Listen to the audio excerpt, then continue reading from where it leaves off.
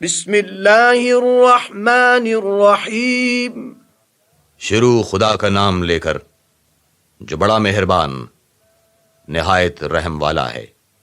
الف لام میم را۔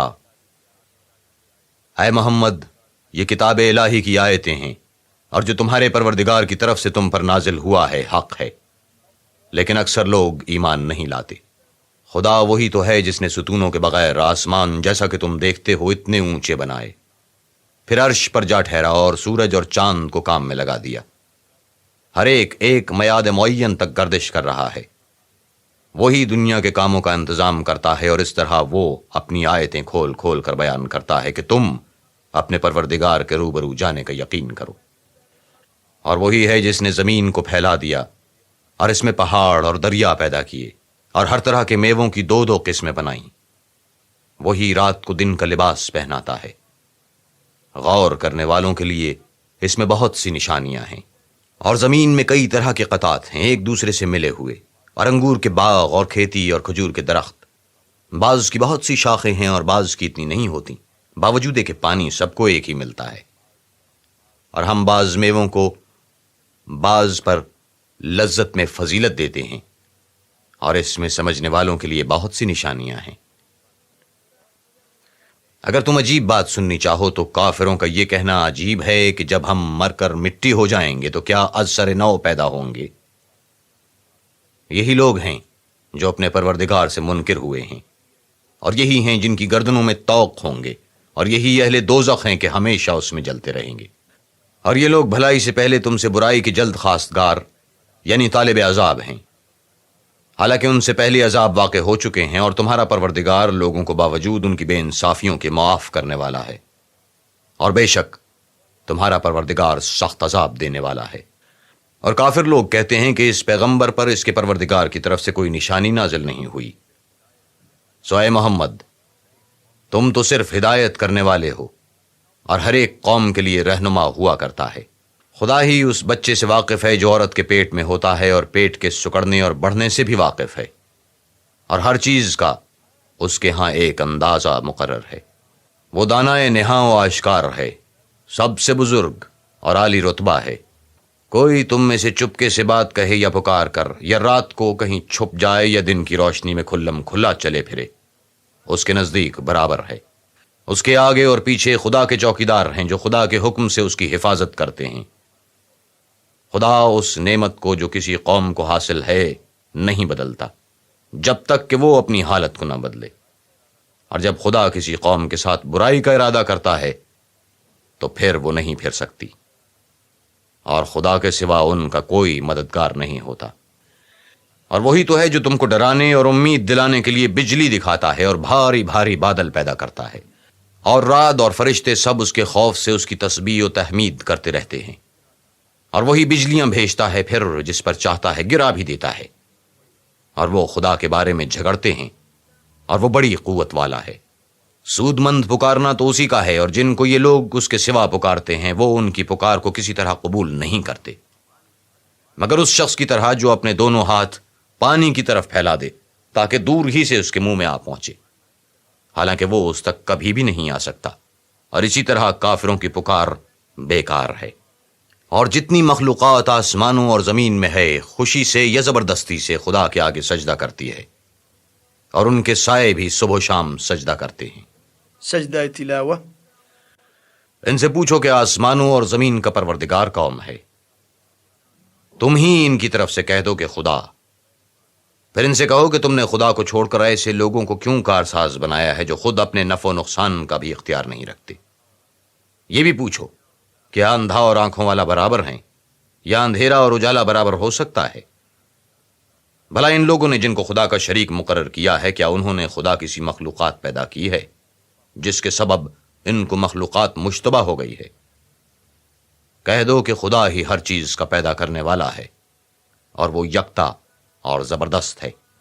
اسی نے آسمان سے مے برسایا، پھر اس سے اپنے اپنے اندازے کے مطابق نالے بہہ نکلے، پھر نالے پر پھولا ہوا جھاگ آ گیا، اور جس چیز کو زیور یا کوئی اور سامان بنانے کے لیے آگ میں تپاتے ہیں اس میں بھی ایسا ہی جھاگ ہوتا ہے۔ اس طرح خدا حق اور باطل کی مثال بیان فرماتا ہے سو جھاگ تو سوکھ کر زائل ہو جاتا ہے، اور پانی جو لوگوں کو فائدہ پہنچاتا ہے وہ زمین میں ٹھہرا رہتا ہے۔ اس طرح خدا صحیح اور غلط کی مثالیں بیان فرماتا ہے تاکہ تم سمجھو۔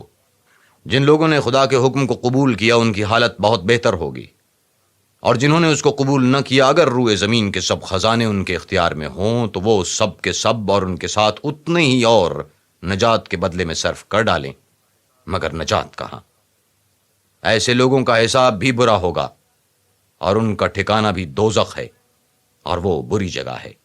بھلا جو شخص یہ جانتا ہے کہ جو کچھ تمہارے پروردگار کی طرف سے تم پر نازل ہوا ہے حق ہے، وہ اس شخص کی طرح ہے جو اندھا ہے، اور سمجھتے تو وہی ہیں جو عقل مند ہیں، جو خدا کے عہد کو پورا کرتے ہیں اور اقرار کو نہیں توڑتے، اور جن رشتہ قرابت کے جوڑے رکھنے کا خدا نے حکم دیا ان کو جوڑے رکھتے، اور اپنے پروردگار سے ڈرتے رہتے اور برے حساب سے خوف رکھتے ہیں، اور جو پروردگار کی خوشنودی حاصل کرنے کے لیے مصائب پر صبر کرتے ہیں اور نماز پڑھتے ہیں، اور جو مال ہم نے ان کو دیا ہے اس میں سے پوشیدہ اور ظاہر خرچ کرتے ہیں اور نیکی سے برائی کو دور کرتے ہیں، یہی لوگ ہیں جن کے لیے عاقبت کا گھر ہے، یعنی ہمیشہ رہنے کے باغات جن میں وہ داخل ہوں گے، اور ان کے باپ دادا اور بیویوں اور اولاد میں سے جو نیکوکار ہوں گے وہ بھی بہشت میں جائیں گے، اور فرشتے بہشت کے ہر ایک دروازے سے ان کے پاس آئیں گے اور کہیں گے تم پر رحمت ہو، یہ تمہاری ثابت قدمی کا بدلہ ہے، اور عاقبت کا گھر خوب گھر ہے۔ اور جو لوگ خدا سے عہد واسق کر کے اس کو توڑ ڈالتے ہیں، اور جن رشتہ قرابت کے جوڑ رکھنے کا خدا نے حکم دیا ہے اس کو قطع کر دیتے ہیں اور ملک میں فساد کرتے ہیں، ایسوں پر لعنت ہے، اور ان کے لیے گھر بھی برا ہے۔ خدا جس کا چاہتا ہے رزق فراخ کر دیتا ہے، اور جس کا چاہتا ہے تنگ کر دیتا ہے، اور کافر لوگ دنیا کی زندگی پر خوش ہو رہے ہیں، اور دنیا کی زندگی آخرت کے مقابلے میں بہت تھوڑا فائدہ ہے۔ اور کافر کہتے ہیں کہ اس پیغمبر پر اس کے پروردگار کی طرف سے کوئی نشانی کیوں نازل نہیں ہوئی؟ کہہ دو کہ خدا جسے چاہتا ہے گمراہ کرتا ہے، اور جو اس کی طرف رجوع ہوتا ہے اس کو اپنی طرف کا رستہ دکھاتا ہے۔ یعنی جو لوگ ایمان لاتے اور جن کے دل یاد خدا سے آرام پاتے ہیں ان کو، اور سن رکھو کہ خدا کی یاد سے دل آرام پاتے ہیں۔ جو لوگ ایمان لائے اور عمل نیک کیے ان کے لیے خوشحالی اور عمدہ ٹھکانہ ہے۔ جس طرح ہم اور پیغمبر بھیجتے رہے ہیں، اسی طرح اے محمد ہم نے تم کو اس امت میں جس سے پہلے بہت سی امتیں گزر چکی ہیں بھیجا ہے، تاکہ تم ان کو وہ کتاب جو ہم نے تمہاری طرف بھیجی ہے پڑھ کر سنا دو۔ اور یہ لوگ رحمان کو نہیں مانتے۔ کہہ دو وہی تو میرا پروردگار ہے، اس کے سوا کوئی معبود نہیں، میں اسی پر بھروسہ رکھتا ہوں اور اسی کی طرف رجوع کرتا ہوں۔ اور اگر کوئی قرآن ایسا ہوتا کہ اس کی تاثیر سے پہاڑ چل پڑتے یا زمین پھٹ جاتی یا مردوں سے کلام کر سکتے تو یہی قرآن ان اوصاف سے متصف ہوتا، مگر بات یہ ہے کہ سب باتیں خدا کے اختیار میں ہیں۔ تو کیا مومنوں کو اس سے اطمینان نہیں ہوا کہ اگر خدا چاہتا تو سب لوگوں کو ہدایت کے رستے پر چلا دیتا، اور کافروں پر ہمیشہ ان کے اعمال کے بدلے بلا آتی رہے گی یا ان کے مکانات کے قریب نازل ہوتی رہے گی، یہاں تک کہ خدا کا وعدہ آ پہنچے۔ بے شک خدا وعدہ خلاف نہیں کرتا، اور تم سے پہلے بھی رسولوں کے ساتھ تمسخر ہوتے رہے ہیں، تو ہم نے کافروں کو مہلت دی پھر پکڑ لیا، سو دیکھ لو کہ ہمارا عذاب کیسا تھا۔ تو کیا جو خدا ہر متنفس کے اعمال کا نگراں و نگہبان ہے وہ بتوں کی طرح بے علم و بے خبر ہو سکتا ہے؟ اور ان لوگوں نے خدا کے شریک مقرر کر رکھے ہیں، ان سے کہو کہ ذرا ان کے نام تو لو۔ کیا تم اسے ایسی چیزیں بتاتے ہو جس کو وہ زمین میں کہیں بھی معلوم نہیں کرتا، یا محض ظاہری باطل اور جھوٹی بات کی تقلید کرتے ہو؟ اصل یہ ہے کہ کافروں کو ان کے فریب خوبصورت معلوم ہوتے ہیں، اور وہ ہدایت کے رستے سے روک لیے گئے ہیں، اور جسے خدا گمراہ کرے اسے کوئی ہدایت کرنے والا نہیں۔ ان کو دنیا کی زندگی میں بھی عذاب ہے، اور آخرت کا عذاب تو بہت ہی سخت ہے، اور ان کو خدا کے عذاب سے کوئی بھی بچانے والا نہیں۔ جس باغ کا متقیوں سے وعدہ کیا گیا ہے اس کے اوصاف یہ ہیں کہ اس کے نیچے نہریں بہہ رہی ہیں، اس کے پھل ہمیشہ قائم رہنے والے ہیں، اور اس کے سائے بھی۔ یہ ان لوگوں کا انجام ہے جو متقی ہیں، اور کافروں کا انجام دوزخ ہے۔ اور جن لوگوں کو ہم نے کتاب دی ہے وہ اس کتاب سے جو تم پر نازل ہوئی ہے خوش ہوتے ہیں، اور بعض فرقے اس کی بعض باتیں نہیں بھی مانتے۔ کہہ دو کہ مجھ کو یہی حکم ہوا ہے کہ خدا ہی کی عبادت کروں اور اس کے ساتھ کسی کو شریک نہ بناؤں، میں اسی کی طرف بلاتا ہوں اور اسی کی طرف مجھے لوٹنا ہے. اور اسی طرح ہم نے اس قرآن کو عربی زبان کا فرمان نازل کیا ہے.